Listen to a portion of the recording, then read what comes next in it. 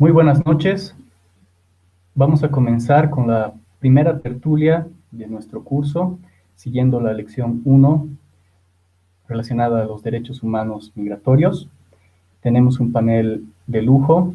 Estamos con nuestra docente Ligia Bolívar, a quien, sin mayor preámbulo, y luego de darles la bienvenida a todos los que están participando en esta tertulia, le voy a dar paso para que nos presente a todos los expertos que nos van a acompañar en esta ocasión. Bienvenida, Ligia, muchas gracias. Adelante, por favor.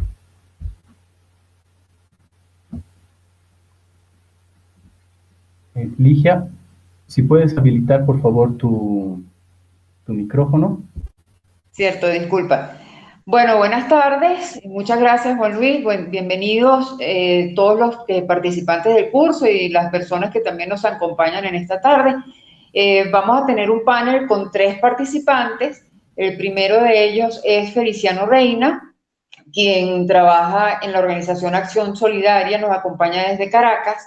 Y Feliciano tiene una amplia trayectoria como defensor de derechos humanos. Comenzó en Acción Solidaria como fundador hace ya una cantidad enorme de años, no lo vamos a decir, pero lo importante es que esta organización que comenzó viendo el tema de las personas que viven con VIH-Sida desde una perspectiva de derechos humanos, le ha tocado ampliar su trabajo o han optado por ampliar su trabajo en función de lo que ha sido la emergencia humanitaria. Y en este momento es una organización abocada 100% a atender a personas a través de suministros médicos, medicinas, etcétera, con diferentes padecimientos para los cuales en este momento lamentablemente no se consigue respuesta en Venezuela.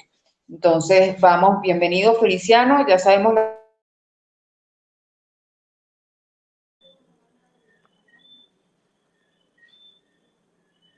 Muchas gracias, Ligia. Me he quedado sin escucharles, pero de repente se me fue la señal. Espero estar conectado bien. Si me pueden hacer alguna señal para estar seguro de eso, se los agradecería. Te escuchamos, Feliciano. Adelante, por favor. Muchas gracias. Como tránsito de Acción Solidaria del trabajo de VIH-Sida hacia la emergencia humanitaria. ¿Cómo caracterizas tú en este momento la emergencia humanitaria y qué retos se están presentando en Venezuela, que es lo que está de alguna manera forzando a la gente a salir?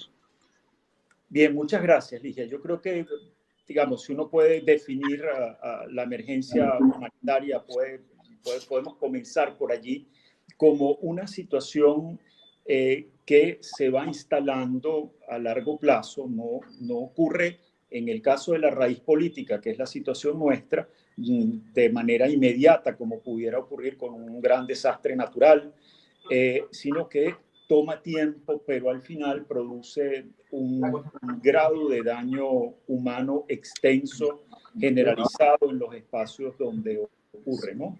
En el caso de Venezuela, para nosotros fue haber llegado a encontrar incluso la definición, que es de Naciones Unidas desde fines de los 80, justamente porque se estaban produciendo situaciones de enorme daño, de inseguridad humana, no producto de conflicto armado, ni tampoco de desastres naturales, y entonces de allí vinieron las primeras definiciones. Para nosotros fue muy importante llegar, además, a través del terreno de los derechos humanos, que no es usualmente lo que uno ve. En general, quienes han estado atendiendo las situaciones humanitarias pues tienen años en ese terreno. Nosotros hicimos la conexión y pienso que ha sido muy importante porque nos ha permitido también quizás tumbar algunas de las barreras que ha habido en la relación entre el trabajo, la labor en defensa de derechos humanos y la labor humanitaria. Y para nosotros comienza cuando coincide un momento muy particular de documentación y presentación ante los llamados órganos de tratados del Sistema de Derechos Humanos de Naciones Unidas y el examen periódico universal. Para ese momento, para ambos, llevamos entre un buen número de organizaciones de sociedad civil venezolanas, informes también con nuestros colegas internacionales lo hicieron, pero llevamos informes en diferentes áreas que nos hicieron ver que el daño no podíamos relacionarlo con afectaciones o violaciones a derechos humanos en un ámbito en particular, sino que ya se trataba de una situación de amplísimo espectro y que estaba ocasionando de nuevo daño e inseguridad humana de tal nivel que decíamos, ya esto también tiene una naturaleza humanitaria. Y efectivamente, buscando documentos, dimos con ese concepto de la emergencia humanitaria compleja. Cuando eso ocurre, que es decir, los exámenes entre órganos de tratados, donde tú misma, Lidia, participaste, y gracias por esta invitación, cuando esto ocurre, pues los exámenes allí y el examen periódico universal en 2016, y nosotros veíamos que, contrariamente a lo que nosotros estamos documentando y además llamando la atención de manera ya con muchísima alarma sobre lo que estaba pasando de manera estructural, le enviamos una carta al secretario general de aquel entonces, Ban Ki-moon, de Naciones Unidas, la firmamos 88 organizaciones y le decíamos que el título era "Rechazamos la conducta de las agencias el sistema de Naciones Unidas en Venezuela, dando un contexto acelerado de incremento de la pobreza, de fragilidad económica y social, frente a una masiva y severa escasez de alimentos, medicinas e insumos médicos en todo el territorio nacional y la ausencia de capacidades internas para solventarla.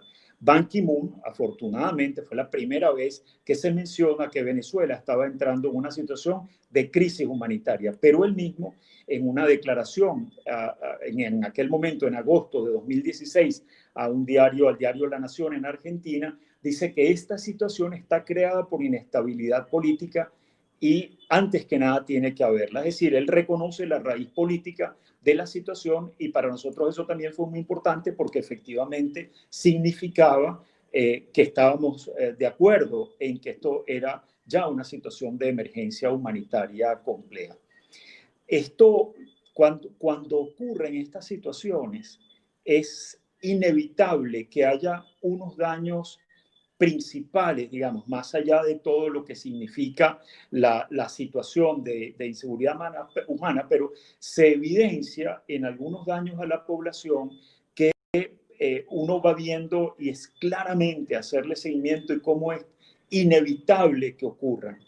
El primero de los efectos, que además está así narrado, por supuesto, después de toda la destrucción en el sentido de el Estado de Derecho, de lo que es el acceso a la justicia, de la generación de gran corrupción, todas situaciones que van haciendo que no haya ya la posibilidad de brindar protección a la población, pero esto va derivando entonces en primer lugar en el hambre que va generalizándose, es decir, cuando uno ve de nuevo rompiendo toda regla que tiene que ver con Estado de Derecho, que se toman tierras desde pequeños productores, medianos y después también en ámbitos urbanos, con esta política que ocurrió aquí en Venezuela en algún momento dado, que no fue de expropiaciones, porque de nuevo no fueron hechos legales, fueron tomas al final de ámbitos privados, pero de nuevo afectando, por ejemplo, el terreno de la producción. Entonces, la situación de hambre va poco a poco generalizándose. En segundo lugar, ocurre también, producto de la corrupción, producto poco a poco de la fragilidad del Estado, de la erosión, una desestructuración del sistema de salud. Entonces, van también expandiéndose las enfermedades, se va perdiendo capacidad de responder en ese terreno y además va haciéndose mucho mayor el impacto de condiciones epidémicas. Por ejemplo, la malaria. Venezuela es uno de los 4 países con mayores números de malaria en el mundo. Malaria que había sido, por cierto, controlada completamente años atrás. Y producto de la corrupción, además, en algún momento dado, un ministro de salud, nuestro primer ministro de salud militar, empezó con una política supuesta de remodelación de 56 hospitales a la vez en el año 2009. En este momento, ninguno tiene esas obras concluidas, ¿no?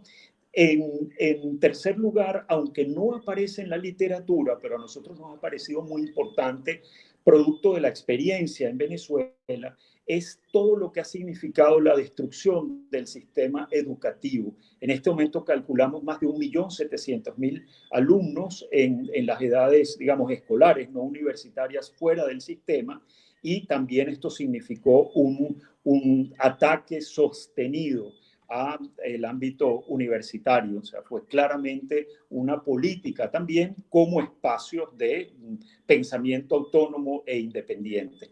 Entonces, esto va produciendo al final el cuarto elemento que para nosotros ha sido muy evidente, que es que cuando la supervivencia en el terreno donde yo estoy se me hace realmente difícil, no encuentro maneras de manejar la situación local, entonces, por supuesto, empiezan las migraciones masivas, la situación de personas refugiadas, y eso es lo que hemos visto en Venezuela en este momento con la segunda crisis mundial después de Siria. Hay una serie de otros datos, pero la verdad podríamos entrar después con más detalles, ¿no? Venezuela está en los países en este momento que más necesitan asistencia internacional para poder tener acceso a alimentos. En esta crisis estamos después de Afganistán, Sudán del Sur y Yemen, en el reporte global de crisis alimentarias, Programa Mundial de Alimentos, ya para septiembre del año pasado, decía que teníamos 9.3 millones de personas en inseguridad alimentaria, 32% de la población, pero para mí el dato más significativo era que encontraron que 17 millones más estaban utilizando mecanismos de supervivencia, de ajustes en sus condiciones de vida para todavía no entrar en inseguridad alimentaria. Claro, la llegada del coronavirus ha significado allí una disrupción completa de ese sistema de supervivencia. También se afectaron, por supuesto, las remesas, que eran una parte importante. Así que en este momento nosotros vemos que puede haber un 92% de la población en condiciones muy, muy precarias. Es decir que claramente, yo lo he comentado, son como 3 tsunamis que convergen, y con esto termino. Uno de ellos, por supuesto, entonces la emergencia humanitaria que desde 2016 se venía expresando de forma muy clara, causada por la inestabilidad política e institucional. Ahora esta segunda como ola de tsunami, que es la presencia del coronavirus, que apenas está mostrando sus efectos en Venezuela, pero ya tenemos más de 100 especialistas de salud afectados, con pocos números por lo menos reportados, pero es claro, llegamos en más de 100 días a 4.000 casos, apenas en 20 a 8.000 casos, y esto debería seguir creciendo y con una gran afectación. Y la tercera ola, que creo que la vamos a estar sufriendo en nuestra región fuertemente, como en otros países con dificultades, que es la del colapso económico, que va a implicar estos efectos de largo plazo de pobreza, de inequidad.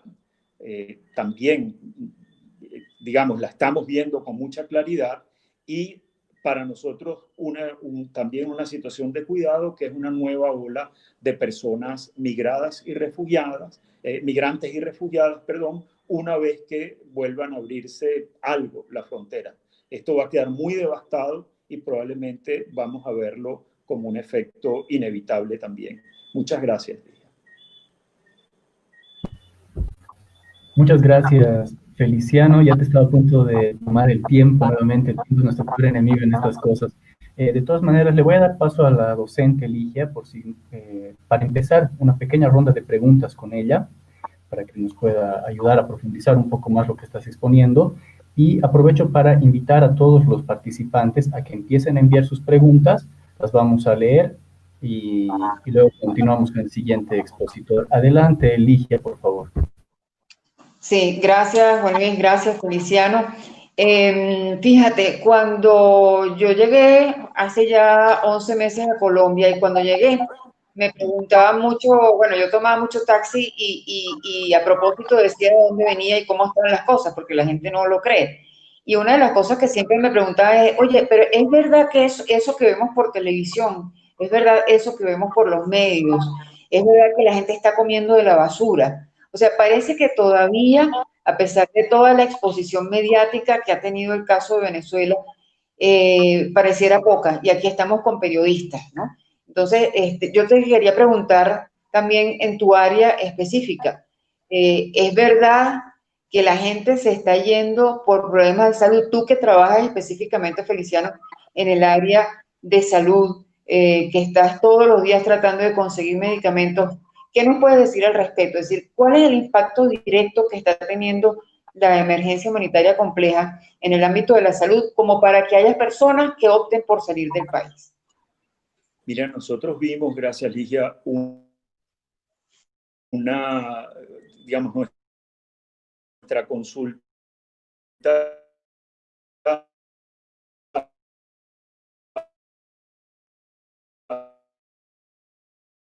país poder migrar en el caso del VIH, donde hubiera la posibilidad de tener acceso a tratamientos.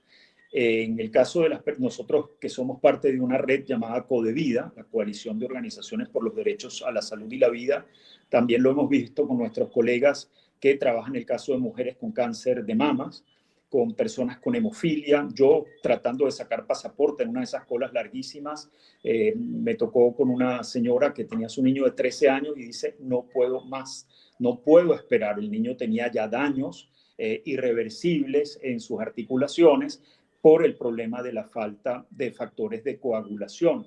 Y en el caso de las personas trasplantadas, más bien en las dializadas, ya trasplantadas también ha habido problemas muy graves, pero en las dializadas sí hubo un momento muy claro, además, donde se vio el daño. Habían fallecido en los últimos 3 años unas 5.000, y esto fue admitido por quien había sido presidente del Instituto Venezolano de Seguros Sociales, que salió del país, también un militar. Entonces, la verdad es que en el caso de la salud ha sido también muy evidente. A nosotros nos llegó más recientemente en nuestro programa humanitario, hemos estado entregando antes de los confinamientos y las dificultades de transporte y los riesgos, porque se le ha dado la coordinación al estamento militar, estábamos entregando unos 90.000 tratamientos al mes a través de una red de organizaciones aliadas en distintos estados del país, casi todo el país. En este momento hemos bajado a unos 40.000. Seguimos atendiendo directamente a personas en nuestra sede. También ha bajado muchísimo, de unas 1.600 a menos de 1.000, pero también nos impresionó mucho como un elemento que no teníamos en cuenta porque trabajamos mucho con condiciones de salud crónicas, que no ha llegado medicina paliativa nunca más por parte de programas de salud pública desde el año 2016. Cuando en algún momento nos llegó una donación grande de medicina paliativa y lo entregamos a las doctoras, que son las que coordinan la Asociación Venezolana de Medicina Paliativa, se pusieron a llorar porque no podían creer que por fin podían dar tratamiento paliativo a las personas que estaban tratando, que estaban muriendo con dolores severos. Así que ese es un área en la que vamos a seguir viendo inmensas dificultades. Y aunque hay una arquitectura humanitaria instalada en el país, de cómo se habla, nosotros la consideramos, pero digamos, en extremo insuficiente, porque la destrucción ha sido muy, muy, muy grande y por mucho tiempo. Entonces, enfrentarla requiere de un auxilio de la cooperación internacional de enorme dimensión. Gracias, Feliciano. Juan Luis, no sé si habrá llegado ya alguna pregunta. Sí, tenemos algunas preguntas que nos están llegando. Muchísimas gracias nuevamente a todos por su asistencia, por sus preguntas, por todo lo que están compartiendo en este momento. Voy a empezar por una pregunta que nos llega de Bolivia, Isabel Mercado. Pregunta, ¿cómo se lee la situación sanitaria en Venezuela a raíz de la COVID? Se habla de que hay un subregistro y que se está ocultando datos. ¿Es así? Muchas gracias. Sí, a nosotros nos ha sorprendido mucho que supuestamente, y entendemos que es así, se ha hecho un número muy importante de pruebas rápidas. Y aunque también sabemos que las pruebas rápidas tienen fallas, sin embargo, pasados 7 días de que la persona tenga el coronavirus, ya las pruebas rápidas deberían mostrar allí la presencia de antígenos o anticuerpos. pero no se ha dicho absolutamente nada. Allí debe haber un dato muy importante, lo hablaba ayer con una de nuestras científicas más reconocidas en materia de virología, y ella decía que también le hacía pensar que manejan unos datos, incluso por pruebas rápidas, de afectación mayor, pero con todo y eso estamos viendo con las PCR, que sí son las recomendadas, de todas maneras un incremento sostenido que, como decía, en muy poco tiempo pasó de 4.000 casos reconocidos ya oficialmente a 8.000 casos, pues de nuevo de 100 días y después 20 días más. Así que pensamos que estamos entrando en este momento ya en lo que se llama la etapa exponencial. Hay fallecimientos que no están contados, ya van 14 médicos, si no estoy equivocado, pero pasan de 100 en el personal de salud, y así está ocurriendo con otros que prestan auxilio. Así que, de nuevo, lo vemos con enorme preocupación y no hay razones para pensar que no va a afectarnos como en otros países de la región o de otras regiones. Muchas gracias, Feliciano. Voy a continuar con las preguntas. Voy a agrupar algunas preguntas, Feliciano, y después las respondemos por grupo. Ana Cristina Basantes nos pregunta, en Ecuador, durante la emergencia por el coronavirus, varios migrantes venezolanos están regresando a Venezuela por la falta de oportunidades en los países de llegada. ¿Qué impacto tiene este regreso? Gracias, Ana Cristina, por tu pregunta. Mariana Delgado nos pregunta, ¿qué ha pasado con esos terrenos, fincas y demás que han sido expropiados? ¿Qué tipo de productividad, si es que hay, se da allí? Álvaro nos pregunta cuál es la estadística de UCI y de profesionales en hospitales en atención frente al COVID. Paola nos pregunta sobre la situación del retorno nuevamente temporal que estamos experimentando, cuál es la proyección a largo plazo del fenómeno. ¿Vuelven los venezolanos definitivamente a su país o cuando termina la pandemia regresarán a los países de los que salieron? Te dejo con esas preguntas, Feliciano, y luego voy a tener una tanda de unas 2 o 3 preguntas más. Lamentablemente no vamos a poder leer a todos para dar paso también a nuestros otros invitados. Entonces, adelante, Feliciano, por favor.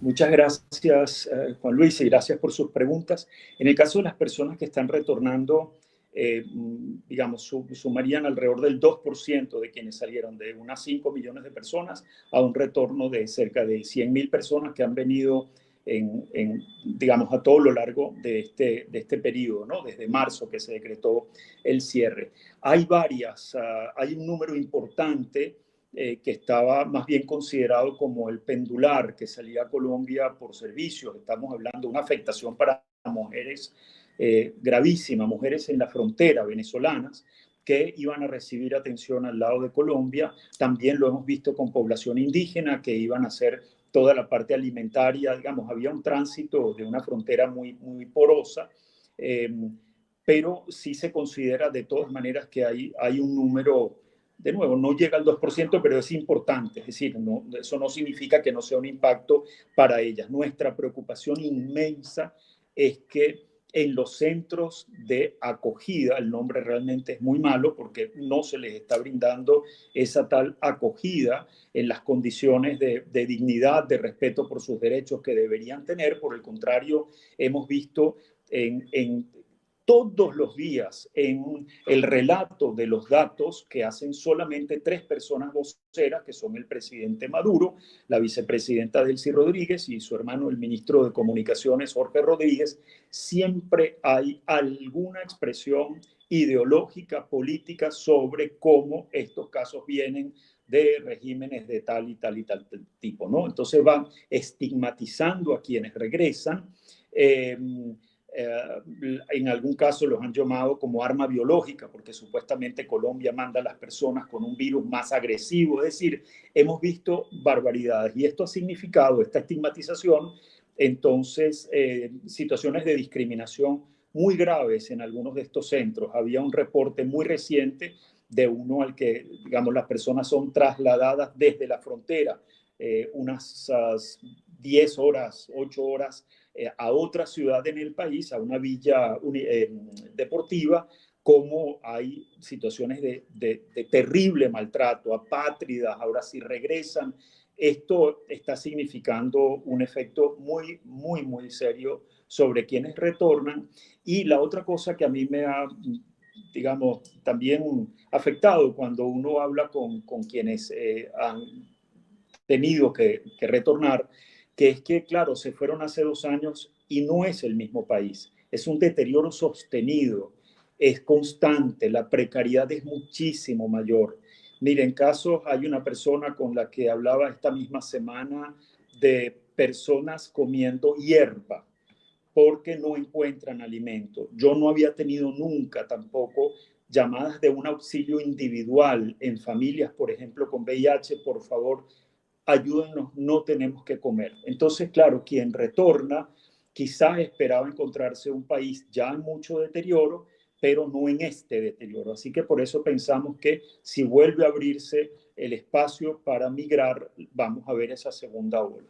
En el caso de las expropiaciones, que de nuevo se llamarían así si fueran procesos legales, son expoliaciones, tomas arbitrarias de propiedades, lo que hemos visto es una cantidad de fondos que ya no son productivos. En este momento, Venezuela debe tener capacidad con su mundo todavía, de algunos productores que con gran sacrificio siguen allí, para producir menos del 30% de los alimentos que se necesitan en el país, cuando podíamos haber llegado a cubrir 70-75% y otra parte venía por importaciones. Hay que ver que esto también respondió mucho a corrupción, haber hecho una sustitución de la producción nacional por esta política de puertos de importaciones con un dólar controlado, y de eso podían beneficiarse además de manera cuantiosa quienes tuvieran acceso a ese dólar oficial que era muchísimo menor que el dólar libre, digamos, ¿no? El dólar paralelo.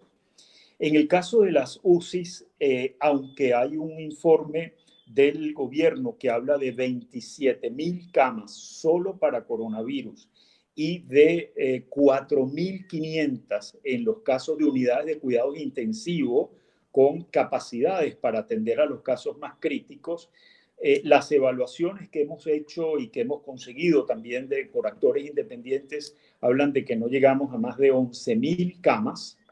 Y por otro lado, que tendríamos solamente, inicialmente hemos hablado de unas 200 camas en unidades de cuidados intensivos.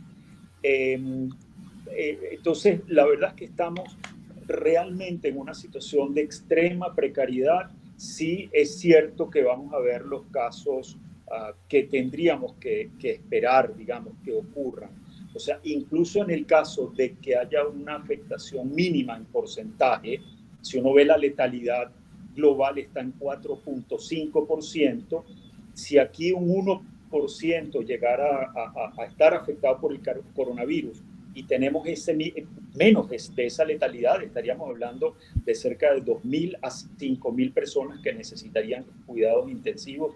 Estamos muy lejos de poder cubrir esa capacidad con un 50% de personal de salud, porque ha migrado una parte muy importante. En el caso de enfermeras y enfermeros, pues el personal de enfermería, la migración se calcula en un 30%. Así que nos encuentra otra vez como parte de la emergencia humanitaria compleja el coronavirus en una situación de extrema precariedad. Muchísimas gracias nuevamente, Feliciano. Voy a tener que terminar aquí esta ronda de preguntas contigo. Voy a pedirles a todos los participantes que nos están haciendo llegar sus preguntas, nos demos un poquito de tiempo para darle pie a nuestros otros invitados y cuando terminemos las siguientes rondas, vamos a nuevamente abrir preguntas para Feliciano y con los otros expertos. Quiero dar la bienvenida también a Gina Morelo, nuestra docente de la lección 3, que también nos está acompañando. Muchísimas gracias, Gina. Y otros docentes muy destacados que nos están escribiendo. Muchísimas gracias a todos por seguir esta transmisión. Ligia, te doy la palabra, por favor, para presentar a nuestro siguiente panelista y comenzar con una nueva ronda de preguntas. Adelante, Ligia. Sí, Ay, gracias. La siguiente panelista es Adriana Parra y yo aquí les quiero comentar por qué hicimos este panel de esta manera. Yo quería que tuviéramos como una secuencia, así como ustedes van a hacer sus trabajos en un timeline, esto era un geoline, si se quiere, de comenzar con Venezuela, cómo está la situación adentro. Ahora vamos a hablar con Adriana sobre el tránsito. Adriana trabaja en una fundación en Bucaramanga, que es la Fundación Entre Dos Tierras, que viene haciendo un trabajo principalmente con población caminante. Y literalmente yo cuando me refiero a Adriana digo, es una mujer que le soba los pies a los caminantes. Es un trabajo impresionante que están haciendo y no digo más porque creo que quien debe comentarles el trabajo que está haciendo es ella. Adriana, muchas gracias por estar presente, buenas noches. Yo quería comenzar pidiéndote precisamente que tú nos comentaras un poco ¿cómo reciben ustedes a las personas cuando llegan a Bucaramanga? Ya de Cúcuta a Bucaramanga es un trayecto que tú puedes describir, por favor, ahora. Y una vez que llegan allí, ¿cómo los reciben emocional, física, económicamente a las personas que vienen en ruta? Bienvenida. Enciende tu micrófono y tu cámara, por favor.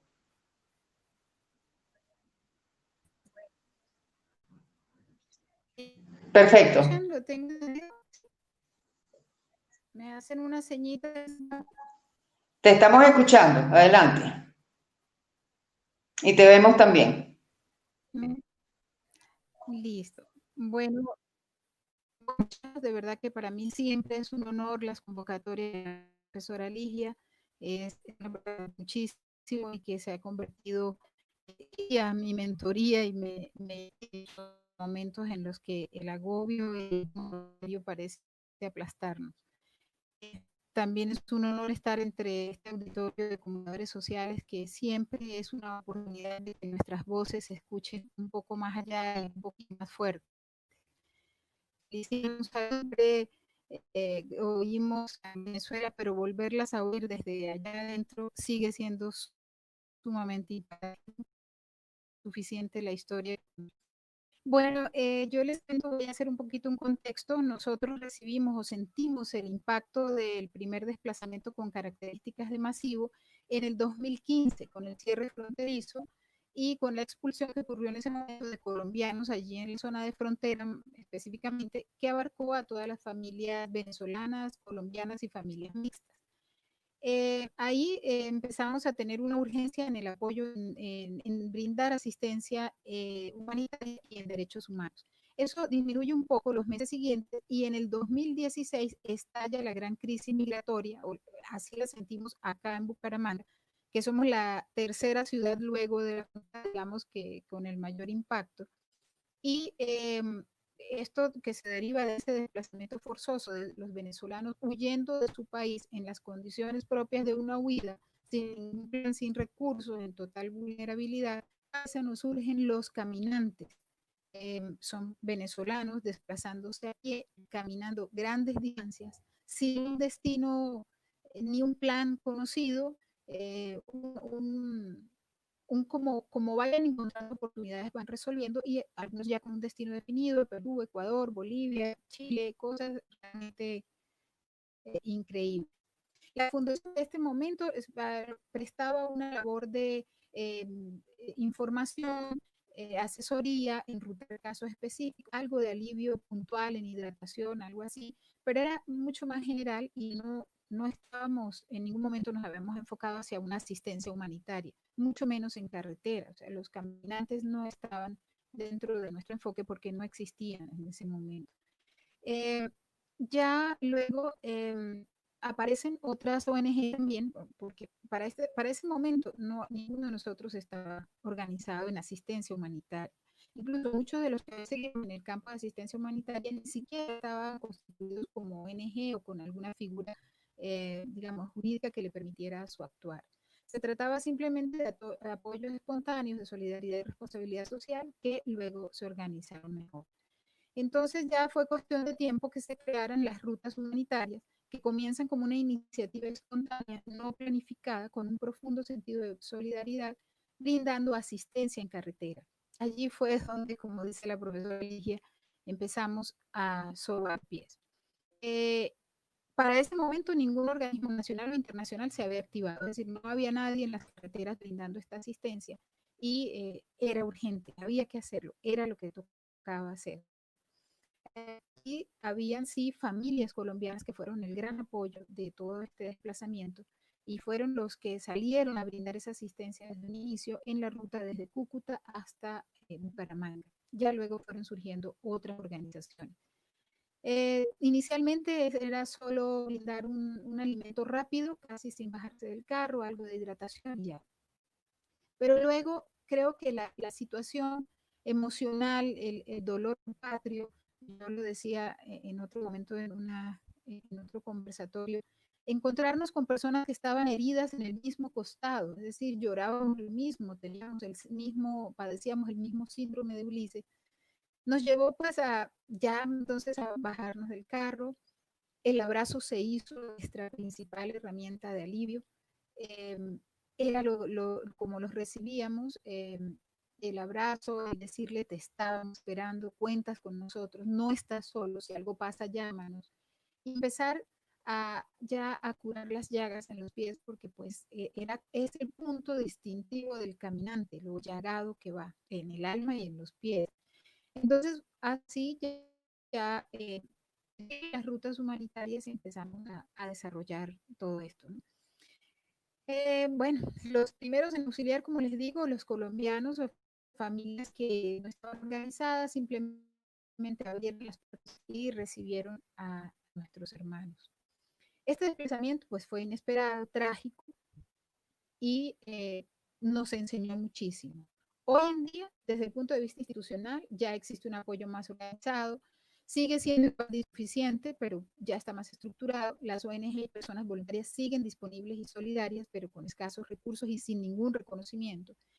El drama es el mismo, los problemas igual, los retos y barreras son los mismos, pero la presencia del COVID-19 nos cambió completamente el panorama y le agregó aún más dificultad y tragedia.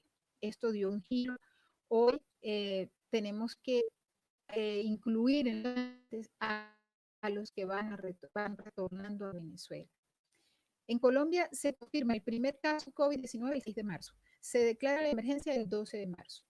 Y se inician las medidas de prevención el 20 de marzo con un simulacro de cuarentena del 2023 que más nunca que de simulacro pasó a ser algo. Esto pues se pueden ustedes imaginar consecuencias, el impacto sobre lo económico y productivo y pues con las restricciones de movilidad principalmente. La población venezolana asentada en las ciudades de Colombia en su mayoría viven del producido del día a día, de raquetear como se dicen ellos. Vender caramelos, limpiar vidrios de los vehículos, cuidar carros parqueados, pedir limosna con algún niño en brazos o cualquier barbacha, limpiar un jardín, lavar un carro.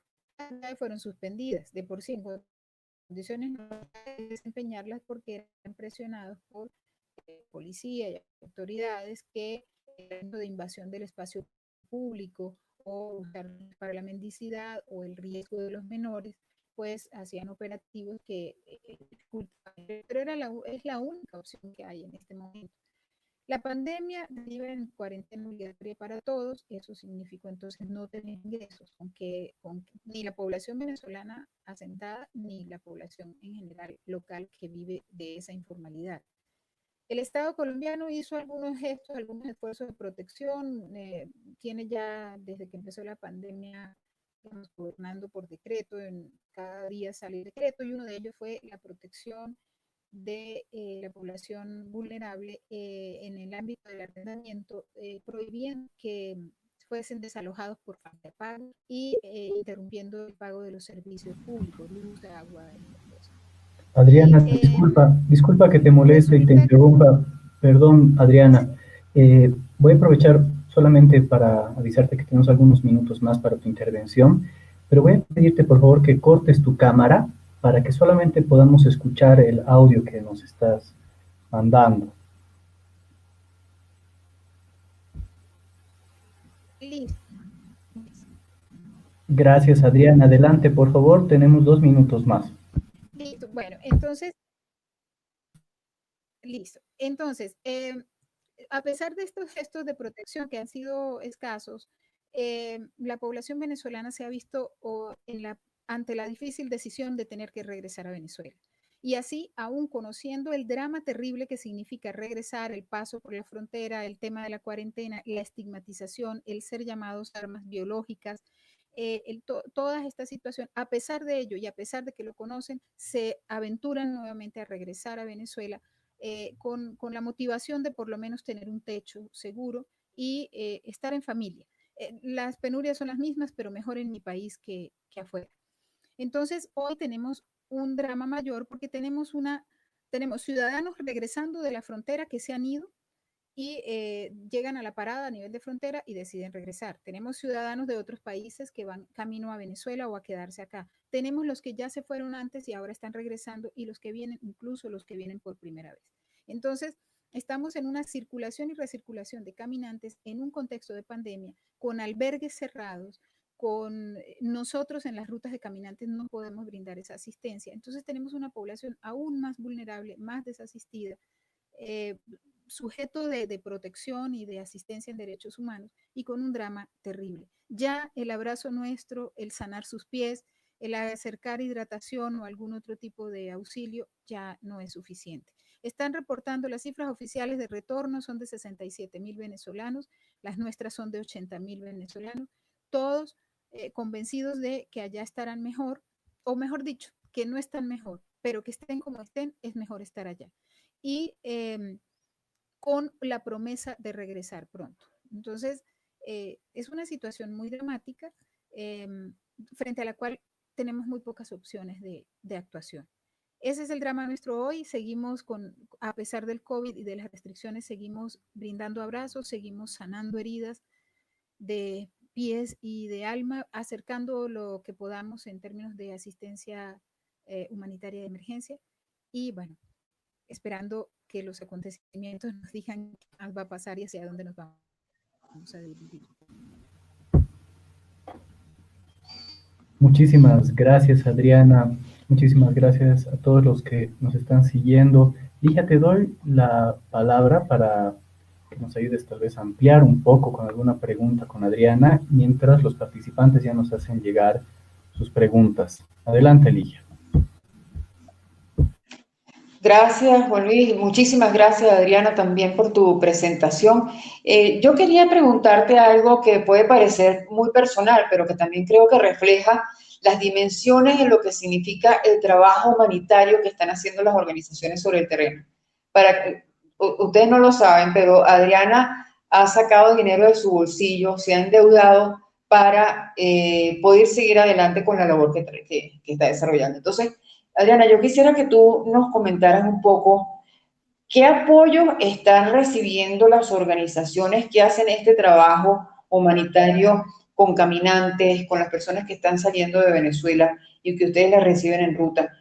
¿Qué apoyo reciben por parte de gobiernos locales, de gobierno nacional y de las instancias internacionales? ¿Y qué crees tú que podrían hacer los medios de comunicación en relación con esa situación? Con lo que tiene que ver con el financiamiento, me refiero.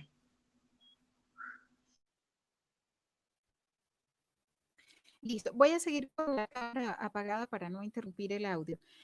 Bueno, nosotros en esta crisis, como les contextualizaba, tenemos más o menos unos 5 años de acción en rutas humanitarias. Tenemos 8 como fundación.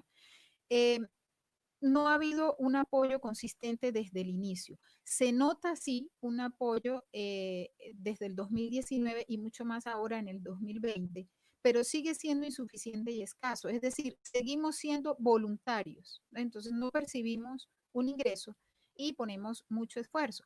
Actualmente hay una articulación a través del GIFEN, del Grupo Interagencial para Flujos Migratorios Mixtos, y la Secretaría de Desarrollo Social de la Alcaldía de Bucaramanga, pero que consiste mucho más en una articulación del esfuerzo que en un suministro de recursos.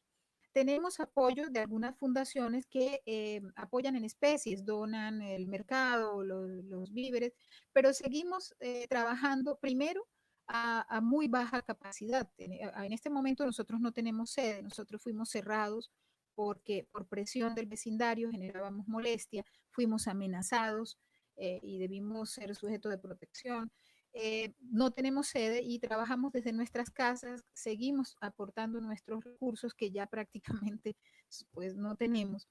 Y seguimos trabajando dentro de esta articulación, pero por ejemplo hay días donde deberíamos estar entregando 1.500 platos de comida y estamos entregando 400. Y no me van a creer esto y me da vergüenza decirlo, pero a veces es porque no tenemos el envase desechable donde colocar la comida para llevarla hasta la persona en situación de calle. A veces no tenemos la buseta o el carro, la camioneta donde llevar los alimentos. Mi carrito es un carrito chiquito donde durante 5 años, 4 años hicimos las rutas humanitarias y no se pueden ustedes imaginar todo lo que hemos metido allí, pero ya no tiene más capacidad, ya todo lo entregué, ¿sí? Desde los artículos personales hasta mi presupuesto familiar. Entonces, sí, yo pienso que es poco el apoyo para la dimensión tan grande de este desplazamiento humanitario. No solo en Colombia, sino lo que mencionaba Feliciano en su momento, somos el segundo desplazamiento humanitario más grande del mundo luego de Siria y sin embargo el aporte para atender este desplazamiento no es similar a los que se han destinado para otras tragedias como similares. Por otro lado, creo que entra digamos, en juego la capacidad de gestión y liderazgo de los gobiernos locales. Y eso nos está generando, pues, que estemos desasistidos en eso. Muchas gracias, Adriana. Juan Luis, no sé si ya te habrá llegado preguntas por parte de los participantes. El chat está que arde. Tenemos un montón de preguntas. Muchísimas gracias, Adriana, por todo lo que nos has compartido y muchísimas gracias a todos los participantes. Voy a intentar agrupar algunos temas parecidos para hacerle llegar las preguntas a Adriana. Estas primeras preguntas están relacionadas a lo siguiente. Cielo nos pregunta desde Chile, a diario en las rutas humanitarias, ¿a cuántas personas aproximadamente apoya la Fundación? Ana Cristina Basantes nos pregunta, ¿cuáles han sido los principales problemas de los caminantes que tienen enfermedades catastróficas? Tal vez se brinda asistencia a las personas. María nos pregunta, ¿desde la Fundación se brinda algún acompañamiento psicológico o de permanencia y contacto con los y las caminantes? Rodrigo nos pregunta, ¿cómo ha influido los protocolos de bioseguridad producto de la pandemia COVID-19 en sus estrategias de acercamiento, acompañamiento y apoyo a caminantes? Paola nos pregunta, ¿el retorno es un fenómeno nuevo o incentivado por el COVID-19 o ya venían dándose antes de la pandemia algunos indicios de lo que llamas recirculación? Adelante, Adriana. Bueno, mira, ¿cuántas personas? Es algo que varía. Desde que iniciamos hasta hoy ha variado. Teníamos días en que podíamos atender 100, 150 y otros en que podían ser 500 personas en la vía o aún más. Había días picos enormes donde atendíamos 600 personas en la vía. Era una sola fila, era un caminito como lo de las hormiguitas. Y eso rebotaba en la ciudad porque la fundación se convirtió en el único punto de apoyo de la población caminante que llegaba acá. Entonces significaba que pasábamos de servir 400 comidas diarias a servir 1.200 y luego bajaba. Entonces eso varía mucho según, curiosamente, cuando anuncian el aumento de salario en Venezuela o algo así, aumenta la cantidad de gente que sale y entonces eso pues aumentaba la cantidad de caminantes a ser asistidos. En cuanto a las enfermedades catastróficas, no somos, digamos, no estaríamos autorizados para brindar asistencia médica ni de ningún auxilio, salvo los primeros auxilios, sanar sus pies o cualquier otra herida que trajera y más nada. Yo tengo que confesar, y esto pudiera ser hasta noticia crímenes, pero tengo que confesar que entregábamos por lo menos analgésicos. Obviamente yo pues estudié una buena cantidad la carrera de medicina y no la terminé, pero tenía, digamos, manejo los indicios básicos de las preguntas sobre alergias y esto para poder brindar un analgésico o las cremas desinflamatoria, porque, por ejemplo, encontrábamos en carretera mucho dolor de muela. La salud dental del caminante es muy precaria. Y no hay nada más terrible que caminar 5 días con un dolor de muela. Eso a mí me angustiaba muchísimo. Y entonces brindábamos esos auxilios sin mucho riesgo de que la ayuda provocara un problema peor que la enfermedad, ¿no? Entonces, el resto, ya más adelante, luego de un año, año y medio de estar en las rutas, empezó a aparecer la nacional, empezaron a colocar algunos puntos de apoyo donde ellos sí, pues autorizados, meditaban o brindaban el auxilio correspondiente. El problema con ellos es que tienen horario de oficina y el caminante pues camina a todas horas, entonces quedaban desasistidos en las horas en que los puntos cerraban. En cuanto al acompañamiento psicológico, mira, eso es una de las grandes inquietudes que tenemos.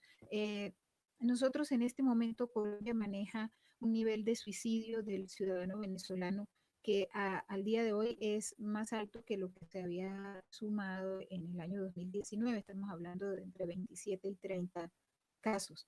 Y el tema de depresión, angustia, pánico, desesperanza, todo esto en carretera, no tenemos, digamos, el profesional que nos permita hacer eso, pero contamos con, con el conocimiento del perfil del venezolano, por ejemplo, mientras íbamos sanando sus pies, conversábamos, ¿de dónde vienes? De Maracay. Ah, claro, yo he estado en Cata, ¿te acuerdas de esa carretera? Empezábamos a hacer como una remembranza, un volver a la tierrita, le decíamos nosotros, donde provocábamos a veces un poco de llanto que era necesario, personas muy contenidas durante muchos días, con mucho miedo, que nadie les había hablado, y encontrarnos les significaba reconocer su patria ahí, en ese pedacito, y eso daba un poquito de alivio y como de seguridad, ¿no?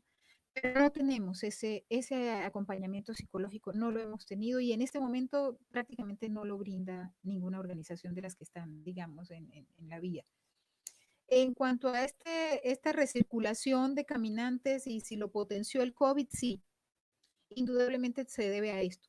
No el COVID como enfermedad, no es la enfermedad lo que hace huir a la gente, es que las medidas de prevención dentro del COVID limita la posibilidad de obtener las condiciones mínimas de vida para esta gente, como es un techo y comida, que es lo elemental. Y eso es lo que los hace irse.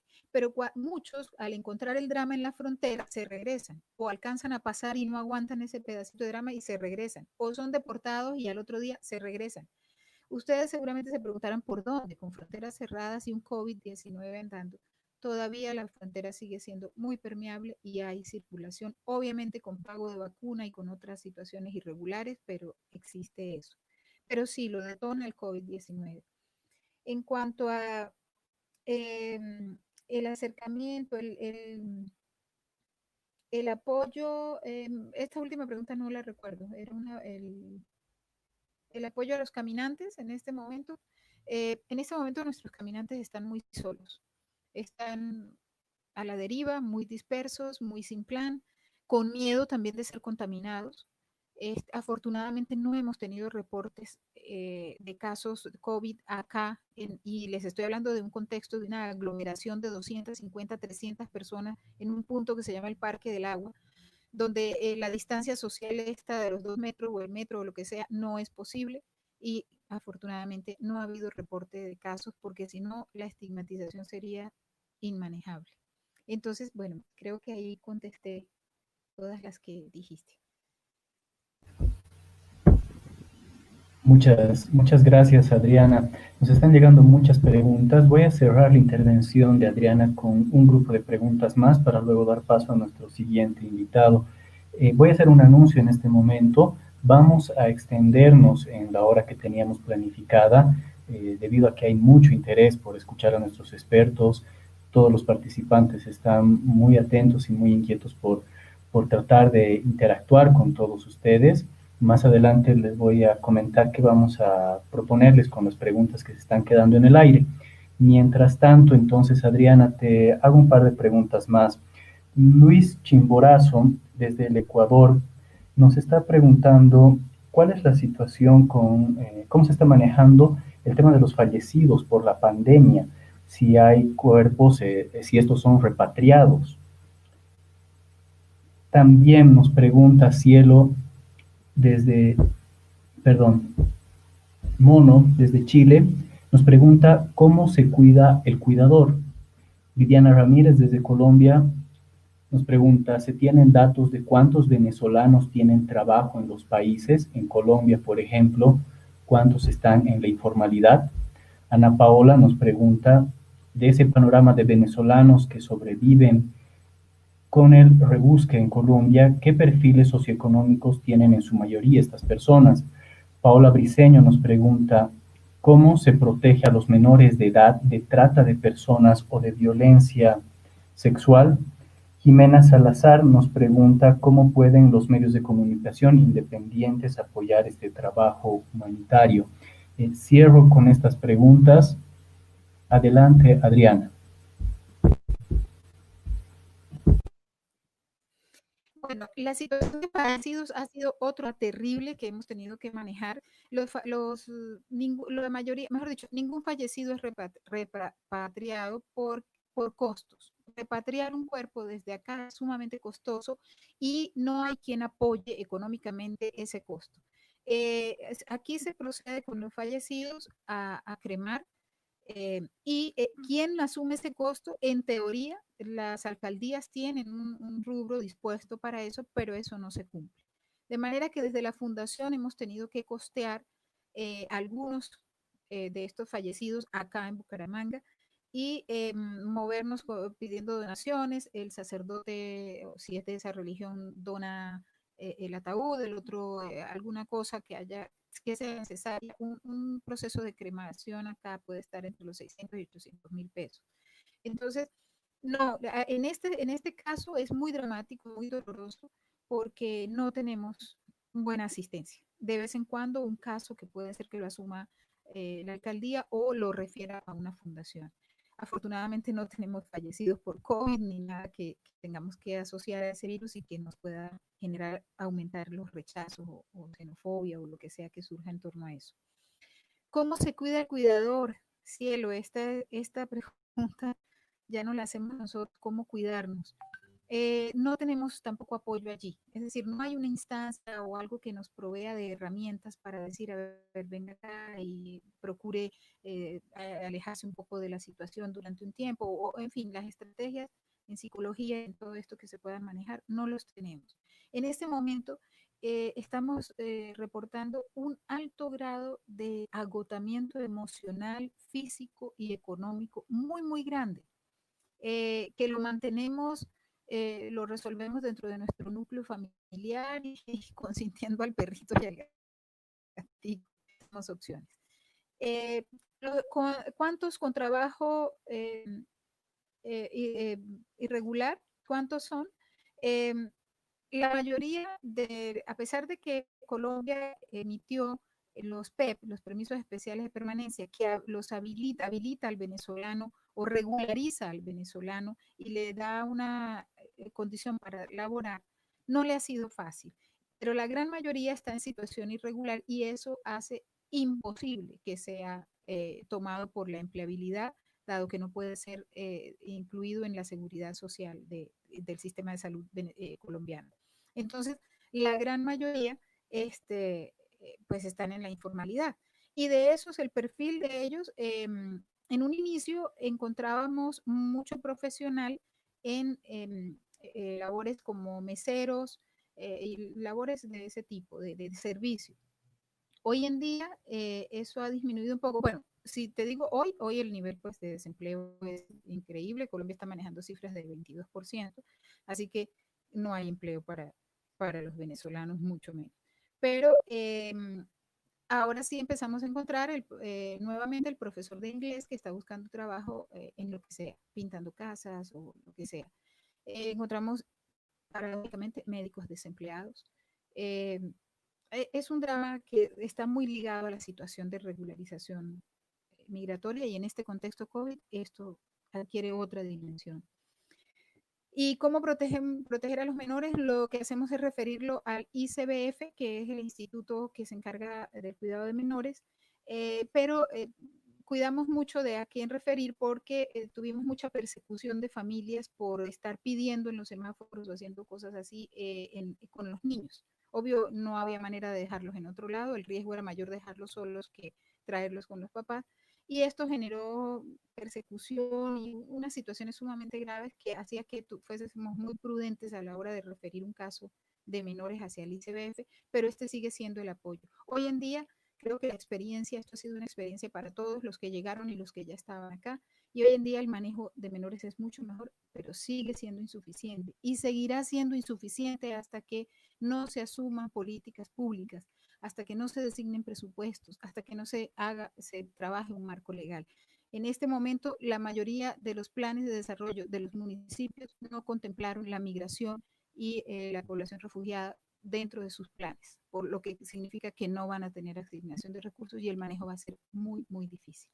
Ustedes, los medios de comunicación y ustedes, los comunicadores sociales independientes y todas estas opciones que hay, nos pueden ayudar muchísimo replicando la información veraz, sensibilizando, necesitamos que nos miren, que nos vean. Dentro de todo esto les puedo decir que Bucaramanga es uno de los sitios más invisibles, a pesar de que somos la ciudad donde sí o sí deben pasar los caminantes y detenerse de ida o de venida o por permanencia. Y estamos completamente invisibles. Necesitamos recursos, apoyo, sensibilidad, orientación, voluntarios que si quieren venirse. Necesitamos muchísimas cosas y ustedes son las personas ideales para replicar esto. Y el otro aspecto donde nos pueden ayudar es generando opciones creativas para motivar, apoyar, incentivar, incidir en la integración de nuestra gente.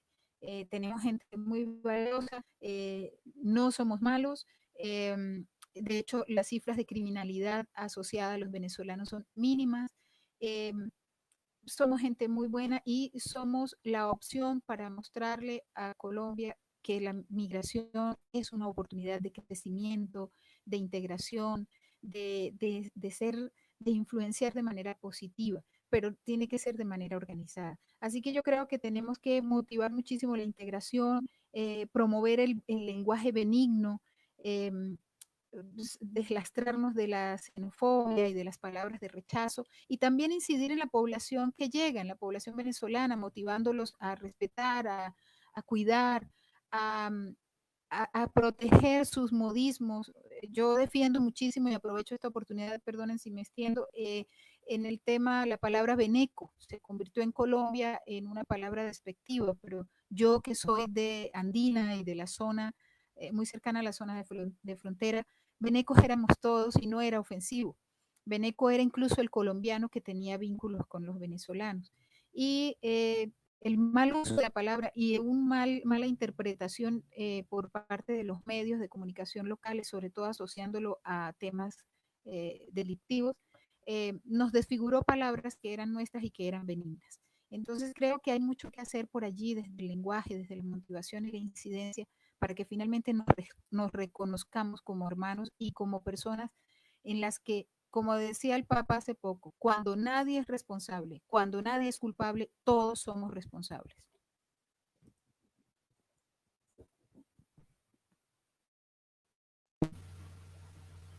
Muchísimas gracias, Adriana. Te doy paso, Ligia, por favor, para presentar a nuestro siguiente expositor. Sí, bueno, ya pasamos por Venezuela, ya caminamos, ahora vamos a ver qué significa la llegada. Y para eso tenemos a Vladimir Díaz. Vladimir era dirigente estudiantil en Venezuela y tuvo que salir por amenaza. Esta es la historia corta, la larga es mucho más dolorosa. Y a raíz de eso, primero estuvo en Colombia, aquí le rechazaron la solicitud de refugio y las vueltas de la vida lo llevó a Perú, entrando por la frontera y dando una batalla desde el momento en que ingresó a la frontera, alborotó a todo el mundo, se hizo presente Defensoría del Pueblo, así estamos hablando con un defensor nato de derechos humanos desde que estaba en Venezuela y a lo largo de todo su trayecto, y en este momento está, como les digo, en Perú como solicitante de refugio y ayudando a sus compatriotas venezolanos. Bienvenido, Vladimir, y por favor cuéntanos un poco, siendo venezolano, ¿qué ha significado para ti estar en otro país y desde allí tener también que defender los derechos de los venezolanos? ¿Cuáles son esos derechos principalmente que te ha tocado defender, además de los tuyos? Bueno, desde la perspectiva, buenas noches, antes que nada, quería hacer énfasis que desde la perspectiva del venezolano, luchar por los derechos del venezolano como tal, de los derechos humanos que deben ser fundamentales a nivel universal y que así están escritos, es un tema muy duro, muy duro. ¿Por qué? Porque los demás países, desde el ámbito, desde las figuras públicas, que son quienes deben aplicar y reconocer estos derechos, se deriva desde allí la despectiva al venezolano, ¿no? Esto se ve en el tema de que contaba la compañera anteriormente, de que no se aplican políticas públicas, y desde ahí parte todo, creo yo. Como usted lo decía, en Colombia me niegan la solicitud de refugio porque no me pude presentar el día que ellos quisieron. Yo sencillamente me estaba reasentando en Colombia, no tenía internet ese día. Leí el correo 2 días después, expliqué esto, no hicieron caso, no fue razón suficiente, no tuve derecho a dar una explicación ni nada. Bueno, por temas personales y por otros temas que se dieron en Colombia, a pesar de que, bueno, en Colombia hubo un buen trato por parte de la población, no me puedo quejar, hicimos vida, hicimos organizaciones, ayudamos a la gente en Colombia, a nuestros compatriotas. No pudimos obtener una figura jurídica que nos permitiera ser una organización consolidada, pero sí hicimos el trabajo y hay compañeros que lo siguen haciendo. Con el tema de Perú, aquí sí el tema es un poco más complejo. Yo creo que es algo que se ha visto últimamente, ¿no? Yo creo que también tiene que ver el tema de que estamos más lejos de Venezuela. Eso influye mucho y se agravan muchos temas. Por ejemplo, el tema salud. Hace poco trabajaba con el Consejo Danés para Refugiados, el DRC, y me pude dar cuenta que la perspectiva que tiene el venezolano con este tema de salud, que es un tema muy importante acá en el Perú, es que la discriminación desde los hospitales y de cualquier institución pública afecta al venezolano en el sentido de que no va a un centro médico, mayormente por el temor a la discriminación. Con esto me refiero, y no estoy exagerando, a que un venezolano puede tener un dolor eh, corporal, digamos en este caso abdominal, el cual puede representar cierto tipo de riesgo, y prefiere automedicarse, lo cual no es lo más correcto. Se automedica y disipa este dolor y así no asistirá a un centro médico. Incluso he atendido personalmente un caso hace menos de un mes de una persona, de una mujer embarazada que tenía principios de aborto, tiene un embarazo de alto riesgo y a pesar de tener 4 meses de gestación, no se había puesto en control, no había ido a un centro médico, y además por todo esto del COVID se había complicado un poco más la situación. Consiguen mi número, me contactan, hago contacto con esta persona y cuando le pido explicar los motivos de por qué no se ha dirigido a un centro médico donde podrían colocarla en control por su embarazo, ella me explica las razones, que por discriminación, que porque no sabe si hay una política pública que proteja a los venezolanos. Y bueno, en este caso había que dirigirse a una posta médica. Si me está escuchando alguna venezolana que está que esté en proceso, en embarazo, en proceso de gestación, que sí puede dirigirse a una posta médica y están solicitando recibos de servicios públicos y fotocopia de los documentos de identidad. Fue lo que nos solicitaron con este caso en particular. y están siendo ingresadas al SIS, que es un sistema médico que tienen de protección, ya que la persona que se está gestando es considerada de nacionalidad peruana. Otra cosa muy importante que decía la profesora, que soy solicitante de refugio, sí, fue un tema muy complejo al llegar a la frontera con Perú hace un año, en junio, eh, con este tema de los derechos humanos que me ha apasionado desde Venezuela y como líder estudiantil ejercí los derechos y reclamé los derechos de los estudiantes, tema muy complicado en Venezuela y que hace que tenga que salir de la misma, ya que reclamar derechos en Venezuela es prácticamente un delito, o así es considerado por la dictadura. Eh, Aprendí mucho, me documenté, incluso he hecho diplomados al respecto y entendí, gracias a toda esa trayectoria y a esa experiencia, me di cuenta que en la frontera con Ecuador y Perú, del lado peruano, no se estaba realizando efectivamente o legalmente el proceso de incluir a las personas a un derecho fundamental también como lo es el derecho al asilo, el derecho al refugio, a solicitar refugio. Era un total descontrol, era un total desorden. No sé hasta el día de hoy cómo sea la situación, creo que ha cambiado mucho. En frontera, hablo de frontera, pero era un tema totalmente arbitrario y la forma despectiva en que los funcionarios trataban, y esto lo quiero decir con total responsabilidad, porque lo viví, lo vi, lo oí, yo estuve ahí, esa forma despectiva, la manera en que estaban tratando los casos, que no había ni siquiera derecho a la privacidad, sabiendo que el tema de la solicitud de refugio, cuando es por persecución, es un tema que debe atenderse con la debida discreción. No lo hacían. Y quiero poner ejemplos muy claros.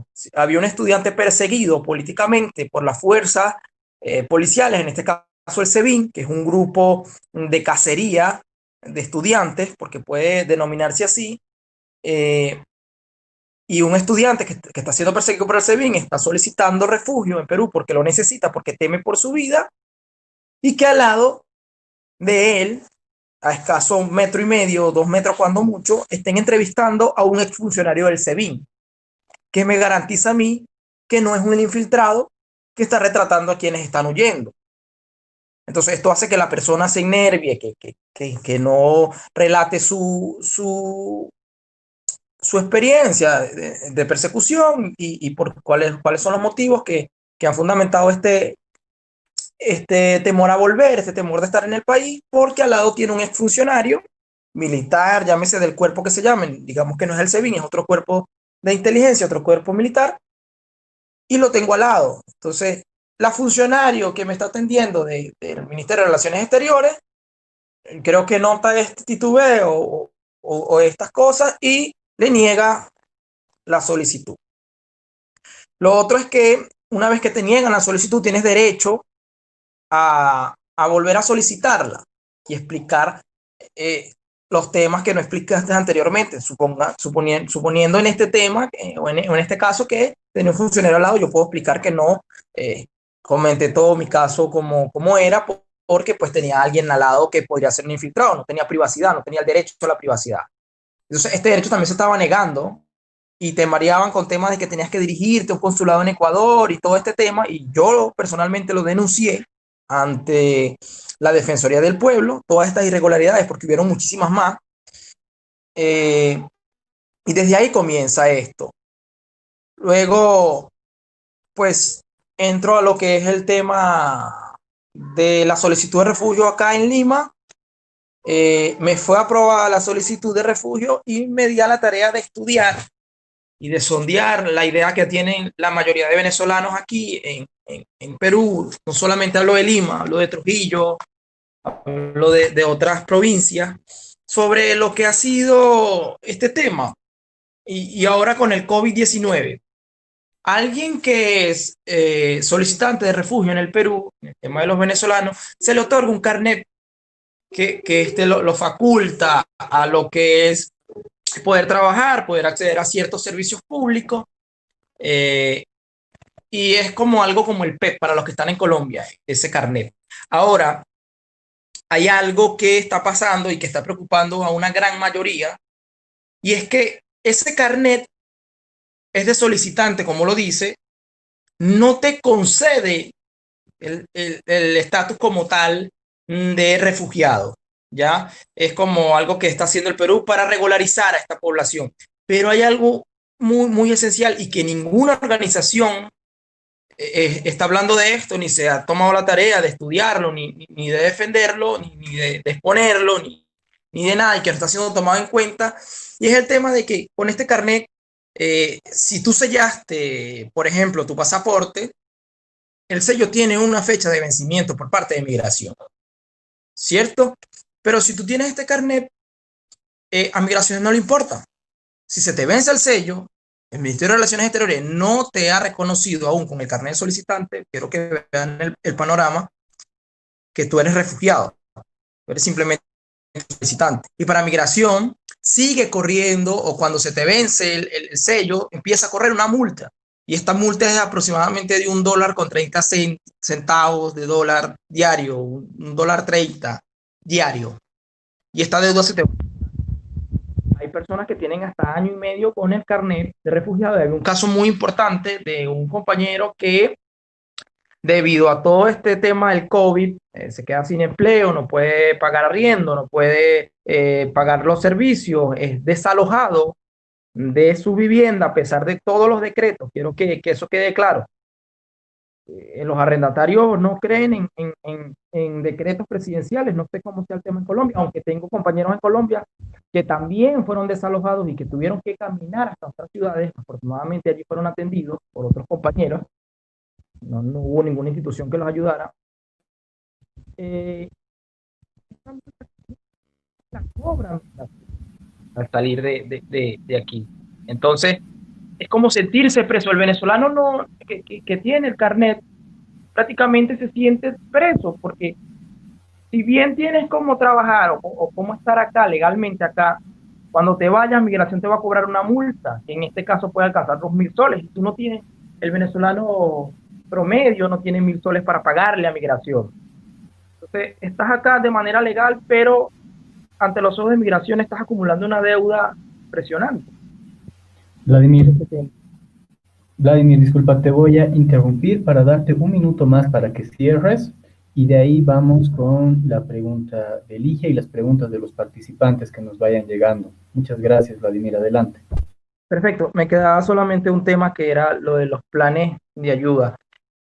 Cuando hablábamos de todas estas personas que se están devolviendo, sí, y la investigación que hice anteriormente arrojaba que más de un 60% de venezolanos tienen la idea de volver. Por eso cuando hablábamos de abrir fronteras, sí, efectivamente, el flujo de personas, tanto de que se van a devolver de estos países, hablaba el otro compañero anteriormente que también va a haber un flujo de migrantes que van a salir de Venezuela porque el deterioro es notorio, ¿no? O sea, es claro.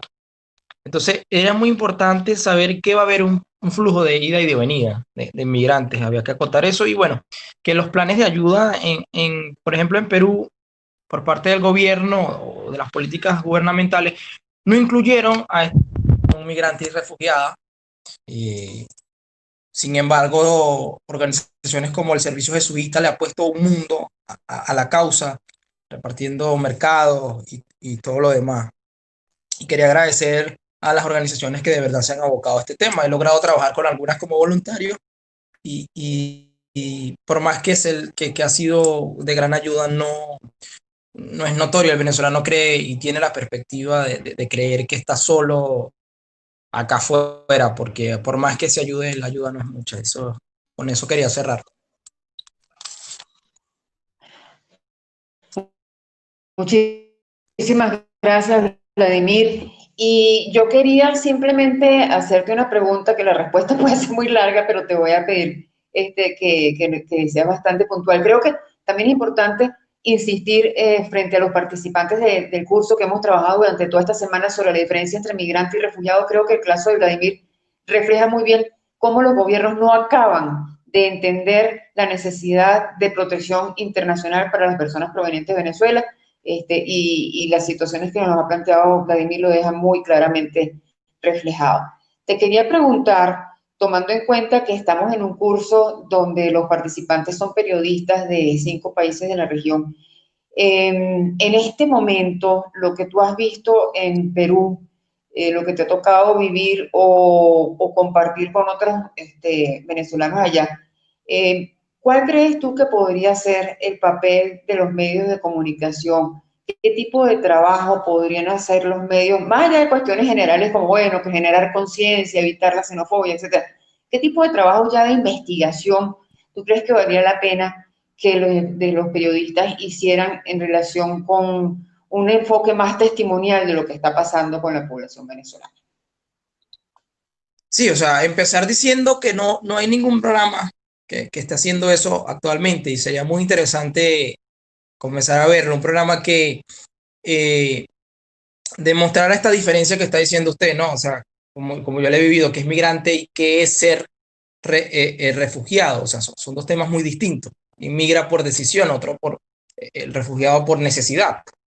Ver un programa que investigue que investigue y exponga esta diferencia sería una manera de iniciar un enfoque directo al tema venezolano y que, por cierto, tendría una gran influencia y sería como un contraste entre lo que son ahora los medios. No quiero generalizar, o voy a decir la mayoría de medios que solo transmiten lo que vende, que es el amarillismo, que solo pasan noticias de cosas ilegales o malas que hacen los venezolanos en el territorio peruano. Sería muy interesante ver una investigación de quiénes son los refugiados, qué están haciendo, por qué llegan, y que se visualice este tema. Sería interesante ver por parte de algunos periodistas un trabajo de verdad de investigación que muestre esta realidad, la realidad venezolana.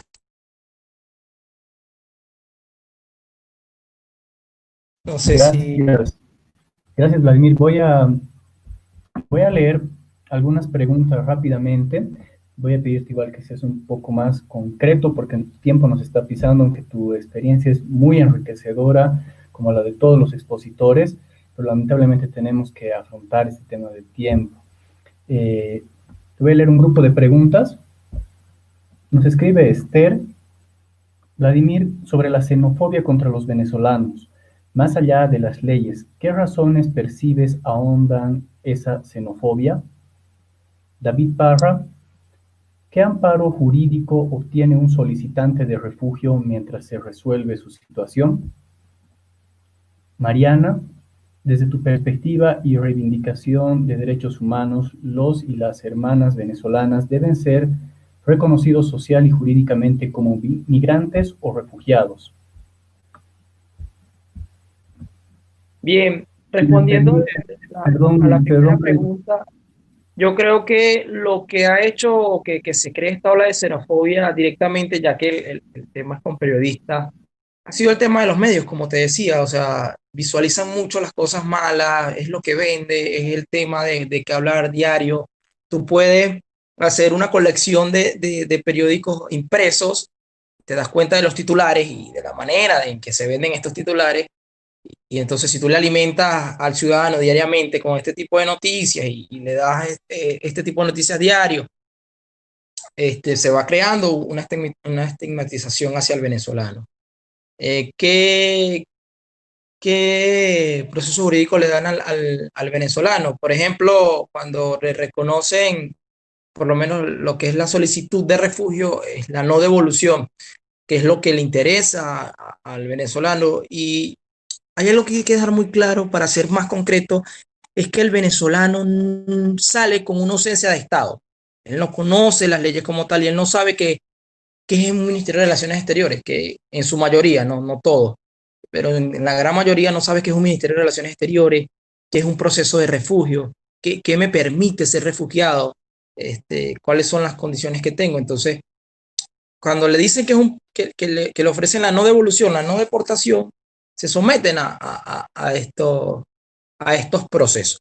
Y con la otra pregunta, que quiero decir que para mí en lo personal y por lo que he visto y he vivido y he podido investigar, deberían reconocerse como refugiados, ya que están huyendo de la situación de Venezuela, que, por cierto, había unas preguntas que veía ahorita que decían que si lo que estaba pasando en Venezuela era verdad, o sea, si lo que pasaba por las noticias era verdad, créanme que es mucho peor, que empeora cada día. Y lo vivimos también los migrantes y refugiados que estamos afuera, que tenemos familia allá, porque nosotros no fuimos, pero créanme que la familia de nosotros en la gran mayoría está allá y tenemos que leer todos los días lo que se vive y lo que pasa allá. Entonces, ACNUR decía anteriormente, tenía ese concepto de reconocerlos como refugiados. Ahora las políticas han cambiado, ahora son desplazados. Yo no estoy de acuerdo en lo personal con eso. Y es un tema muy personal, no estoy de acuerdo. Y para mí deben ser considerados como refugiados, porque al final de cuentas es lo que somos.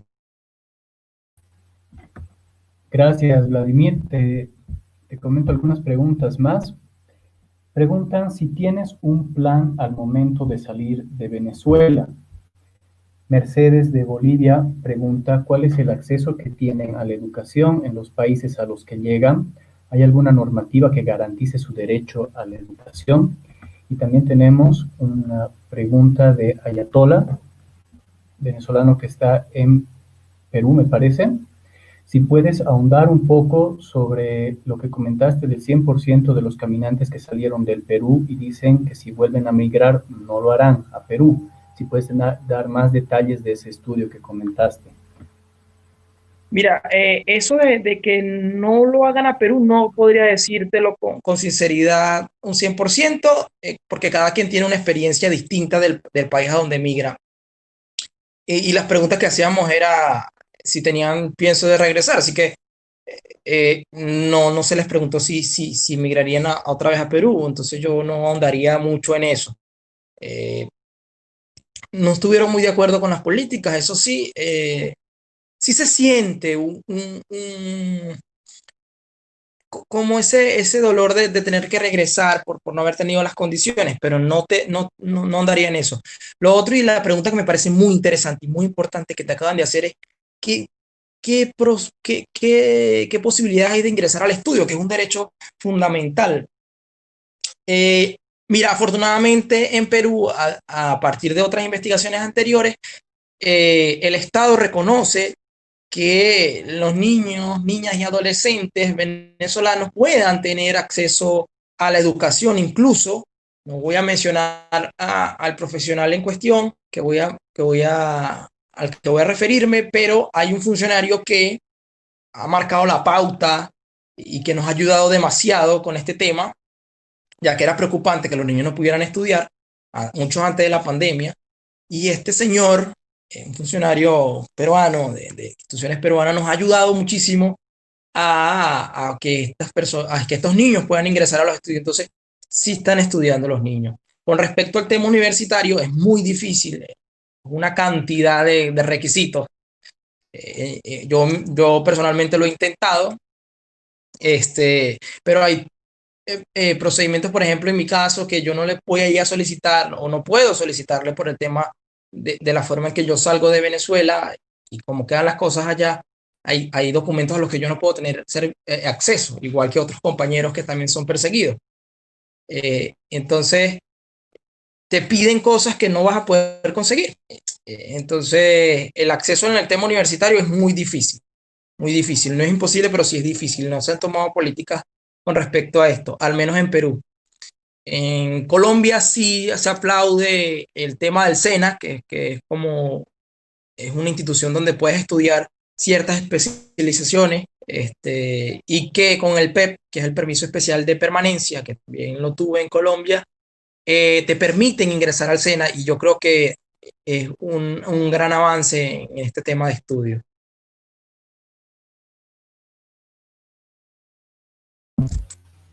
Muchísimas gracias, Vladimir, Adriana, Feliciano. Hemos recibido muchas preguntas.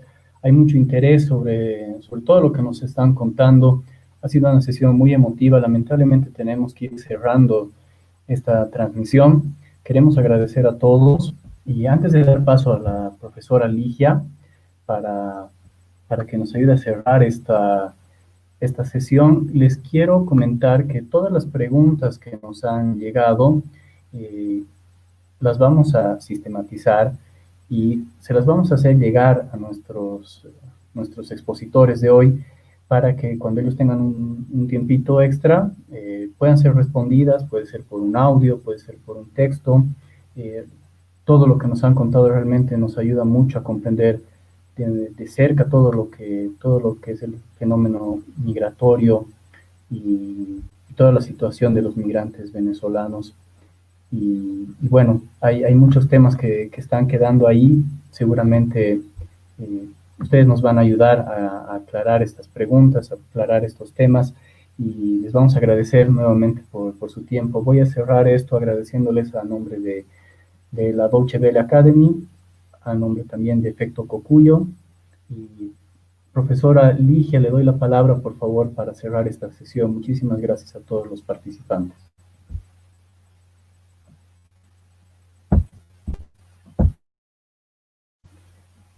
Ligia, si puedes habilitar, por favor, tu micrófono.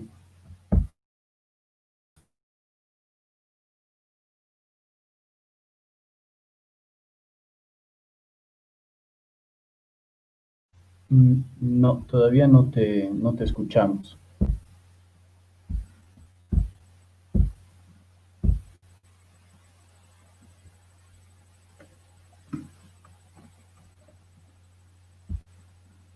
Bien, mientras la profesora Ligia habilita su micrófono para ir cerrando la sesión, vamos agradeciendo a todos los que han estado acá.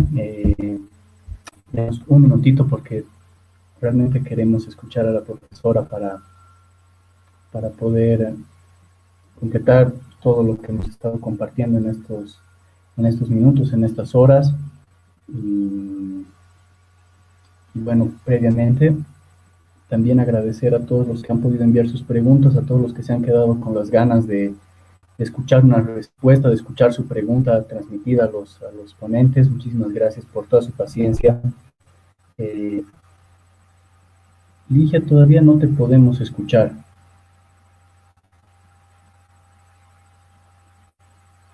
Bien, vamos a dar unos minutitos para que vuelva nuevamente. Voy a aprovechar de hacer una pregunta más, por favor, a Vladimir. Vladimir, nos escribe Jefferson Díaz y nos pregunta si hay algún proyecto, ya sea desde la sociedad civil o desde el Poder Legislativo, para modificar el marco jurídico sobre cómo aprueba la condición de refugiado en Perú. Adelante, Vladimir. No hay ninguna hasta ahora que hayan hecho pública. Como te decía, hay muchas fallas en este tema y se entiende desde el punto de vista, eso quiero que quede muy claro, compañero, y es que el Perú ni ningún otro país de la región estaba preparado para enfrentarse a recibir una ola de migración tan grande. Perú es el segundo país con mayor recepción de venezolanos en la región. El primero es Colombia. Y no estaba preparado para esto. Entonces, las leyes existían en ese entonces ya, cuando comienza la migración de venezolanos, pero pues sabemos que con el tiempo hay que ir modificando leyes con lo que se va viviendo, con el tema de cómo van cambiando las cosas. Y yo creo que ahora es el momento de hacer una reforma. Muy importante esa pregunta, pero no hay ninguna, no hay ninguna en camino. Adelante, Ligia. Si nos escuchas. No, lamentablemente no podemos escuchar.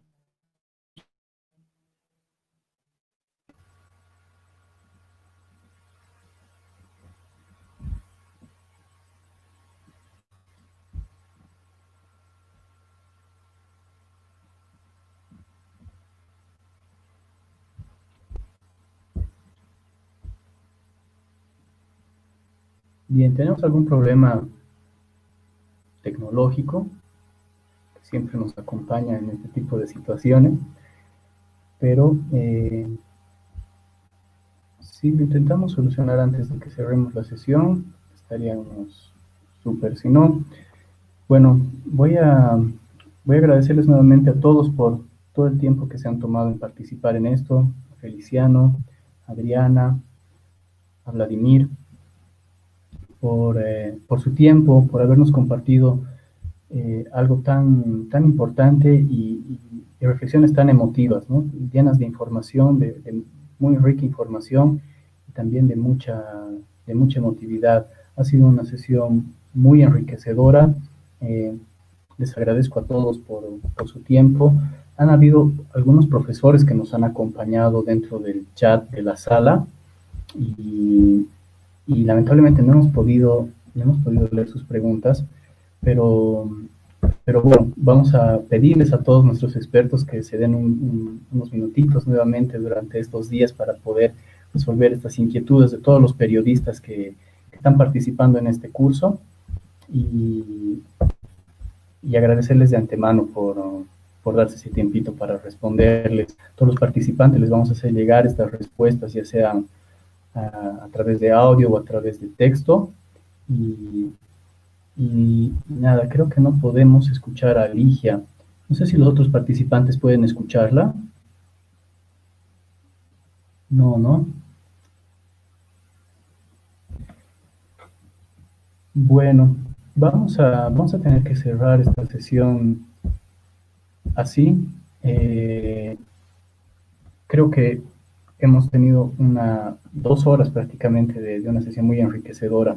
Muchísimas gracias, Ligia, muchísimas gracias, Vladimir, Adriana, Feliciano, a todos los participantes, a la profesora Gina Morelo, que también nos ha estado acompañando, al equipo de Efecto Cocuyo, al equipo de la Deutsche Welle Academy, y a todos los que están llevando adelante el curso de Periodismo de Migraciones. Esta ha sido una primera tertulia, la siguiente va a ser de aquí a un par de semanas. Vamos a tener nuevamente otros expertos que van a poder compartir con nosotros muchas más experiencias y más conocimientos relacionados a este tema. Vamos a ir perfeccionando, igual todos estamos aprendiendo un poco de todo esto, vamos a ir perfeccionando todos nuestros sistemas de comunicación para que sea cada vez más enriquecedor todo lo que vamos desarrollando en este curso. Muchísimas gracias, profesora Ligia. Ella es la que ha propuesto toda esta dinámica, una charla muy linda realmente, pensada de una forma que realmente no podía haber sido mejor. Una charla de lujo. Muchísimas gracias, Ligia, por todo este esfuerzo, por toda esta entrega al curso, a la temática, a todos los que están en esta sala, a todos los que están siguiéndonos en esta transmisión. Muchísimas gracias, profesora Ligia. Ha sido un lujo realmente escucharlos a todos ustedes. Y recordarles a los participantes que todavía pueden enviar sus preguntas a nuestra docente durante estos días y durante la semana que viene también pueden hacerle llegar algunas preguntas mientras vamos conociendo nuestras herramientas tecnológicas. Muchísimas gracias a todos y hasta una próxima oportunidad. Muchísimas gracias, profesora. Muchísimas gracias a todos nuestros invitados.